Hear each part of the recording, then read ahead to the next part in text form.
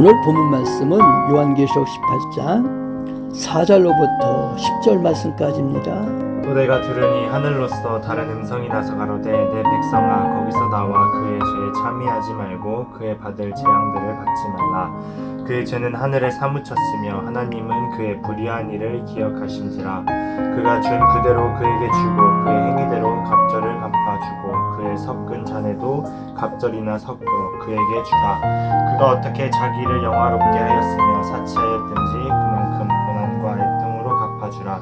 그가 마음에 말하기를 나는 여왕으로 앉은 자요 과부가 아니라 결단코 애통을 당하지 아니하리라 하니, 그러므로 하루 동안에 그 재앙들이 이르리니 곧 사망과 애통과 흉년이라. 그가 또한 불에 살라지리니 그를 심판하신 주 하나님은 강하신 자이심이니라. 그와 함께 음행하고 사치하던 땅의 왕들이 그 불붙는 연기를 보고 위하여 울고 가슴을 치며 그 고난을 무서워하여 멀리 서서 가로되 화이또다 화이또다 큰 성 견고한 성 바벨론이여 일시간에 내 심판이 이르렀다 하리로다. 아멘. 아멘.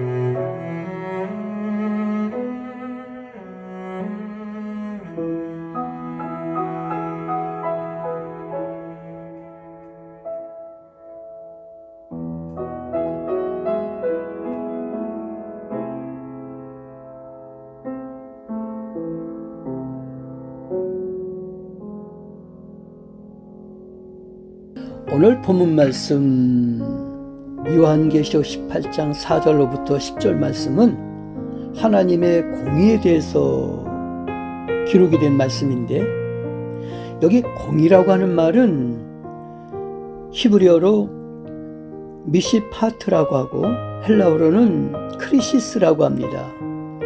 하나님의 절대 공정하심과 정의로우심을 뜻하는 거죠. 하나님은 이것을 사랑하시며 또한 인간들에게 이것을 요구하시죠.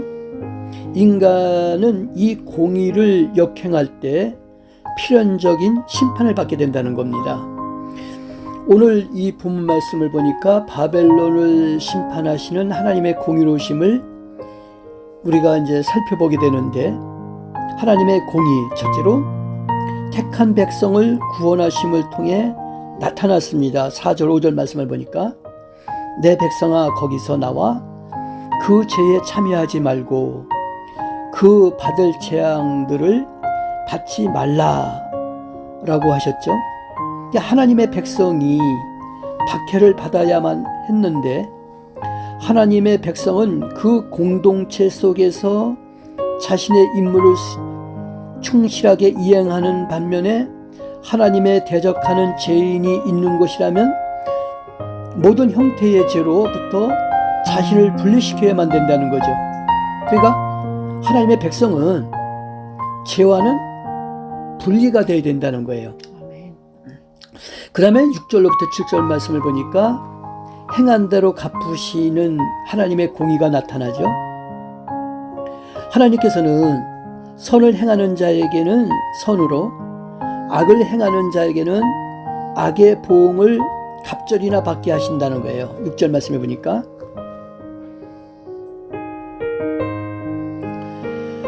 자기를 위하여 재물을 쌓아두고 하나님에 대하여 부여치 못한 어리석은 부자를 책망하신 것을 우리가 기억하면서 주님 없이 살 수 없다는 그런 신앙인이 되기를 주님 이름으로 축원합니다. 그 다음에 이제 하나님의 공의에 대해서 8절부터 10절 말씀은 불가항력적으로 나타난다는 거죠. 크고 강하며 견고한 성 바벨론을 심판하실 하나님은 만유의 주시고 만왕의 왕이시며 전능하신 하나님이시죠. 큰 성이, 그 바벨론이 아무리 강하다 해도 강한 권능으로 행사하시는 하나님의 심판을 절대 피할 수가 없다라는 거예요. 믿기를 주님 이름으로 축원합니다. 아멘. 그러니까 우리는 선악간에 행한 대로 갚으시는 하나님 앞에서 부끄러움이 없이 바르게 살아야 된다는 거죠. 말씀을 마칩니다. 하나님의 공의는 백성을 구원하시고 보응하시고 불가항력적으로 나타남을 알 수 있는 오늘 본문 말씀입니다. 우리 모두 오늘 이 본문 말씀을 상기하며 죄와 멀리하는 우리 소망교회 온 성도들 되기를 주님의 이름으로 축원합니다. 아멘. 아멘. 기도합니다. 하나님 아버지, 하나님의 공의 앞에 우리가 절대 순복할 수밖에 없음을 오늘 주신 말씀을 통해 다시 한번 깨달았사오니 항상 죄와 멀리하는 습관을 갖는 우리 소망교회 온 성도들 되게 해주시기를 간절히 바라고합니다. 악한 사람에는 악한 걸로 갚아주시고 선한 사람은 선한 것으로 갚아주신다고 했사오니 하나님 앞에 우리가 선한 사람 되게 해주시옵소서. 이 일을 위해서 열심히 노력하고 또 열심히 하나님 말씀에 충성하는 우리 소망교회 온 성도들 되게 해주시옵소서. 우리 주님 예수 그리스도의 이름으로 기도하옵나이다. 아멘. 아멘.